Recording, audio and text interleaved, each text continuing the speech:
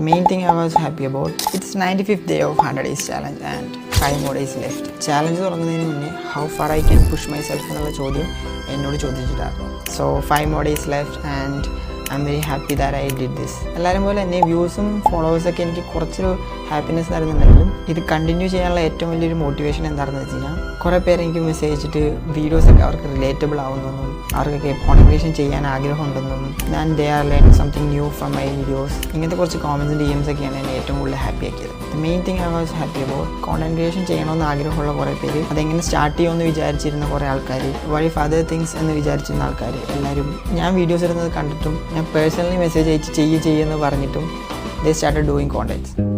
Good morning guys, welcome to day 2 of posting reels.